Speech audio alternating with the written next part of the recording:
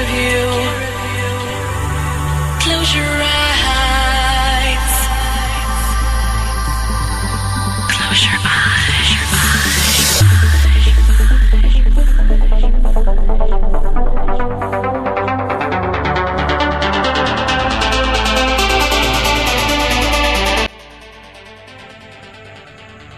আমার এই গল্পটা দুজনের গল্প, যে দুজন হচ্ছে এই গল্পের মুখ্য চরিত্র। তারা শুধু এই গল্পেরই নয়, আমাদের জীবনেরও বিশেষ দুটো চরিত্র। চরিত্র দুটোর নাম হলো প্রেম আর ভালোবাসা। আমরা এই গল্প অনুযায়ী প্রেম বলতে একজন পুরুষকে দেখাচ্ছি এবং ভালোবাসা বলতে একজন নারীকে দেখাচ্ছি, যাদের দুজনের মধ্যে চলছে তুমুল তর্ক। তর্কের বিষয়বস্তু একটাই, প্রেম আর ভালোবাসার মধ্যে কোনটা ঠিক আর কোনটা ভুল, অর্থাৎ কার মর্যাদা বেশি এবং কার মর্যাদা কম। চলুন আমরা তাদের থেকেই না হয় শুনে নিই।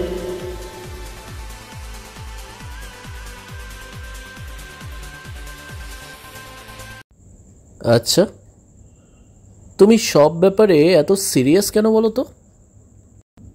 তোমার কাছে প্রেমের ইমোশনটা বারবার এলেও আমার কাছে ভালোবাসার ইমোশনটা কিন্তু একবারই আসে, যা থেকে চাই যুগ যুগান্ত ধরে। জানি না কি সুখ পাও এই মিথ্যে প্রেমে।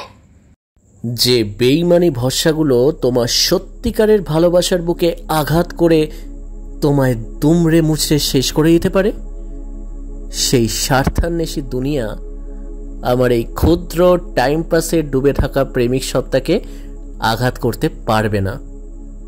কারণ আমি তোমার মতো অতটা বোকা নই যে ভালোবাসার বিনিময়ে শহীদ হব। আমি হলাম এই বাস্তববাদী সংসারের এক মিথ্যাবাদী প্রেমিক, যে হারানোর ভয় পায় না, কারণ সে জানে এই দুনিয়ায় সত্যিকারের ভালোবাসার পরিণতি হয় মৃত্যু। থামো, বন্ধ করো তোমার এসব অসহ্যকর কথা। এভাবে ভালোবাসাকে হারিয়ে দিও না। সে জানে যতই ঝড় তুফান আসুক না কেন, সে কোনো অবস্থাতেই সঙ্গীর হাত ছাড়বে না।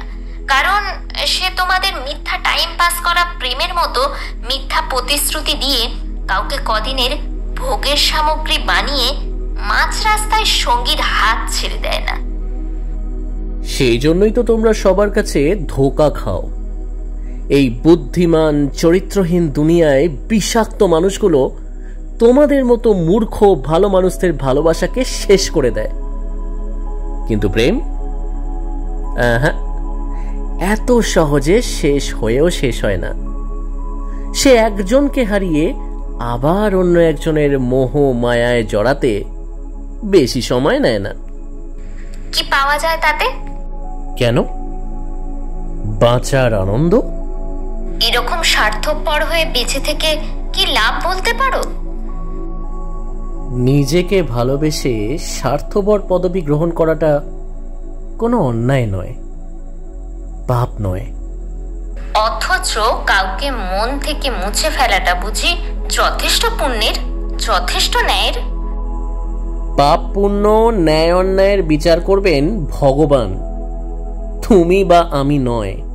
ভুলে যেও না, ভালোবাসার মতো পবিত্র জিনিসকে ভগবান বানিয়েছেন, কিন্তু মিথ্যা অভিনয় করে মানুষের মনকে ভেঙে চুরমার করে দেওয়ার মতো টাইম পাস করা প্রেমকে শয়তান বানিয়েছে।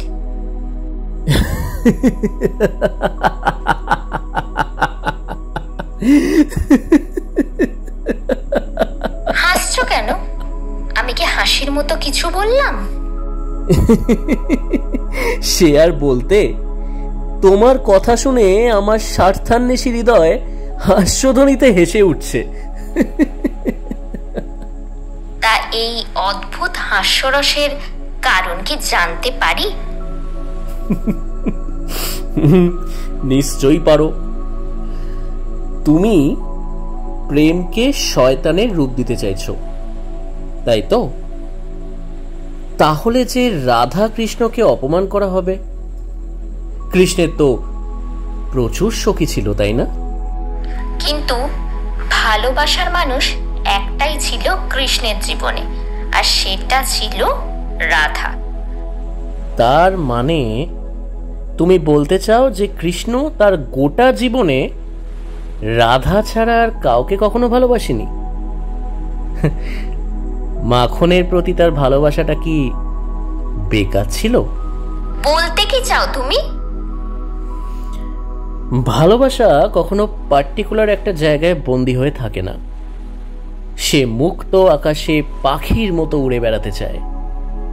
ওরে তারাই যারা তোমাদের মতো দুদিনের প্রেমিক হতে আসে, আর সিরিয়াস প্রেমিক তাদের প্রেম মাখানো ভালোবাসার পাখি সবার জন্য ওড়ে না। সব সিরিয়াস প্রেমিকদের প্রেম কিন্তু সফলতার খাতায় নাম লেখাতে পারে না। কিন্তু সব সত্যিকারের ভালোবাসার মানুষগুলোর ভালোবাসা কিন্তু মনের হৃদয়ের পাতায় নাম লেখাতে পারে, যে নাম জন্ম জন্মান্তরেও মুছে না। তুমি ভুলে যাচ্ছ, প্রেম না হলে ভালোবাসা আসে না। এক কথায় প্রেম থেকেই কিন্তু ভালোবাসার জন্ম হয়। তাই এই ভালোবাসার ক্ষেত্রে প্রেমের ভূমিকা কিন্তু অনেক। কি বন্ধুরা, কি বুঝছেন আপনারা? এই প্রেম ভালোবাসার লড়াইয়ে কে জিতবে আর কেই বা হারবে? আর সব থেকে বড় কথা, এই জেতা হারার বিচার করার জন্য একটা বিচারককে দরকার, যে বিচার করবে আসল জিত কার হলো, প্রেম নাকি ভালোবাসার। থামো, এইবার তোমরা অনেক লড়াই করেছো। এইবার তোমরা এই লড়াইয়ের অধ্যায়টা শেষ করো আর দুজন দুজনের সাথে কোলাকুলি করো। এক্সকিউজ মি, আপনি কে মশাই আমাদেরকে জ্ঞান দেওয়ার?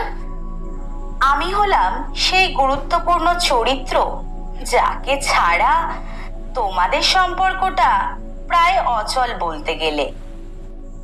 আচ্ছা, তাই বুঝি। তা আপনার নামটা কি জানতে পারি? নিশ্চয়ই, আমার নাম হলো বন্ধু। সম্পর্ক টিকিয়ে রাখতে গেলে সবার আগে বন্ধুত্বের খুব দরকার। যে সম্পর্কে বন্ধুত্ব নেই সেই সম্পর্ক টেকে না, কারণ সত্যিকারের কোনো সম্পর্ক তখনই পরিণতি অথবা মর্যাদা পায় যখন সেই সম্পর্কের মানুষগুলোর মধ্যে একে অপরের সাথে আন্ডারস্ট্যান্ডিং থাকে। আর সেই আন্ডারস্ট্যান্ডিং তখনই সম্ভব হবে যখন তাদের সম্পর্কের মধ্যে গভীর বন্ধুত্ব থাকবে। প্রেম তো অনেকেই করে, আবার ব্রেকআপও খুব সহজেই হয়ে যায়। ভালোবেসে তো অনেকেই বিয়ে করে, কিন্তু দীর্ঘ সাংসারিক জীবন থেকে নিষ্কৃতি পাওয়ার জন্য পরকীয়া কিংবা অবৈধ সম্পর্কে লিপ্ত হয়ে ডিভোর্সও খুব সহজেই হয়ে যায়। কিন্তু সত্যিকারের বন্ধুত্ব না কোনোদিন মরেছে আর না কোনোদিন মরবে। তাই ভালোবাসার জন্ম প্রেম থেকে হয় এই কথাটা পুরোটা ঠিক নয়।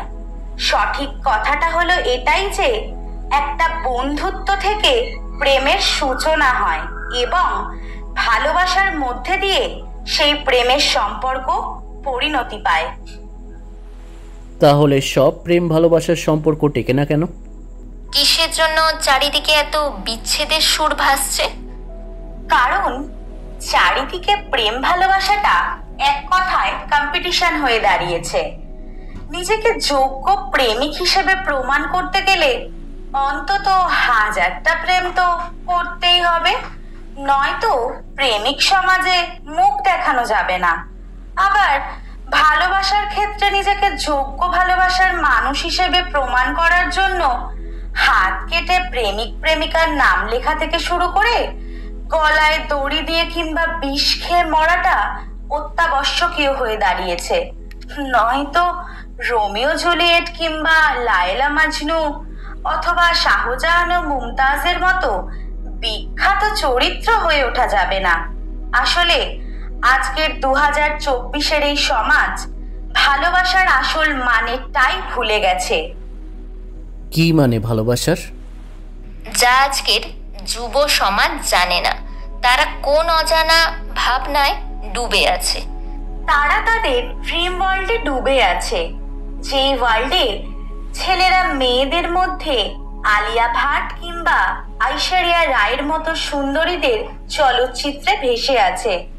আবার উল্টো দিকে মেয়েরা ঋত্বিক রোশন, সালমান খান, টাইগার শ্রফ কিংবা রণবীর সিং এর মতো অভিনেতাদের গ্ল্যামারাস ফেস অ্যান্ড সেক্সি বডির ড্রিমে ভেসে আছে। আসলে আজকের জেনারেশন ভুলেই গেছে যে সত্যিকারের ভালোবাসা কখনো রূপ, শরীর কিংবা টাকা দেখে আসে না, আসে মন থেকে। আর সেই মন আজকের মানুষের মধ্যে বড়ই অভাব। আজকের সমাজের ছেলেরা সোশ্যাল মিডিয়ায় কিংবা রাস্তাঘাটে কোনো সুন্দরী মেয়ে দেখলে 7-5 না ভেবে তাকে জীবন সঙ্গীর আসনে বসিয়ে অলীক কল্পনা জগতে ভেসে বেড়ায়। আর এই ভাসমান প্রক্রিয়া ততক্ষণ পর্যন্ত চলতে থাকে যতক্ষণ না পর্যন্ত ছেলেটি মেয়েটিকে শয্যাসঙ্গী বানাতে পারছে। তাই ফোন নাম্বার জোগাড় করে দিনরাত এক করে প্রচুর কাব্যিক আবেগ মাখানো রোম্যান্টিক সংলাপে মেয়েটির মন জেতার চেষ্টা করে। তারপর পরিশেষে ভালোবাসার মিথ্যে অভিনয় ফুসলিয়ে বিছানায় নিয়ে গিয়ে মেয়েটির সাথে সমস্ত শারীরিক খেলায় মেতে উঠে তাকে ছিপড়ে করে ফেলে দেয়। এরপর ভোগ করা হয়ে গেলে সেই সব পাষণ্ড প্রেমিকরা একটা না একটা অজুহাত দেখিয়ে সেই শয্যা সঙ্গিনীকে নিজের জীবন থেকে বের করে দেবার সম্পূর্ণরূপে চেষ্টা করে।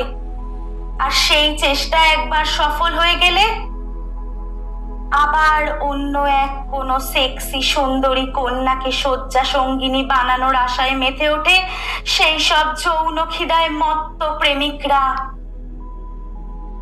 তার মানে প্রেমের খেলায় শুধু ছেলেরাই মেয়েদের ধোঁকা দেয়, মেয়েরা দেয় না? দেয় তো, সেই সব মেয়েরাই ছেলেদের বেশি করে ধোঁকা দেয় যেই সব মেয়েদের কাছে ছেলেদের কনসেপ্টটা একটা পুতুল ছাড়া আর কিছুই নয়। আজকের সমাজে এমন মেয়ের সংখ্যা ভরে গেছে যারা ভালোবাসায় বিশ্বাস করে না, কিন্তু ভালো থাকায় বিশ্বাস করে। আর আজকের দিনে ভালো থাকার প্রধান জিনিসটাই তো হলো টাকা। তাই এইসব মেয়েরা পয়সাওয়ালা বাপের ছেলেদের পিছনে দৌড়ে বেড়ায় এবং এরা দৌড়াতে দৌড়াতে এটাও ভুলে যায় যে তারা তাদের নারীত্বকে ধীরে ধীরে ভুলে যাচ্ছে। তার মানে সত্যিকারের ভালোবাসা আর কোথাও বেঁচে নেই। চারিদিকে শুধু ধোঁকাবাজির মরুঝড়ে মরুভূমি হয়ে গেছে আজকের সমাজ। এখনো পুরোটা মরুভূমি হয়ে যায়নি। সত্যিকারের ভালোবাসা আজও বেঁচে আছে, নয়তো এই পৃথিবীটা পুরোটা ধ্বংস হয়ে যেত। তাই ঝগড়া বিবাদ ভুলে সবাই এগিয়ে এসো একসাথে। এখনো সময় আছে এই পৃথিবীকে অত্যাচারিত, নিপীড়িত, বেঈমান, স্বার্থান্বেষী এবং মিথ্যেবাদী মানুষদের হাত থেকে বাঁচিয়ে গড়ে তুলি এক প্রেমময় দুনিয়া, যেই দুনিয়ার বাণী হবে শান্তির বাণী, যে বাণীর প্রতিটা অক্ষরে থাকবে ভালোবাসার ছোঁয়া, যে ভালোবাসা কোনো ফ্যান্টাসি ওয়ার্ল্ডের আবেগ মাখানো কোনো স্বপ্ন হবে না, যে ভালোবাসা হবে নিষ্পাপ এক বাস্তব। সেই বাস্তবতা বুঝিয়ে দেবে মহাপুরুষের সেই মহান বাণী, জীবে প্রেম করে যেই জন সেই জন সেবিছে ঈশ্বর। গরিব এবং অসহায় মানুষগুলোর পাশে দাঁড়াতে হবে, তার সাথে সাথে বন্ধ করতে হবে নিরীহ এবং অবহেলিত প্রাণীদের হত্যা।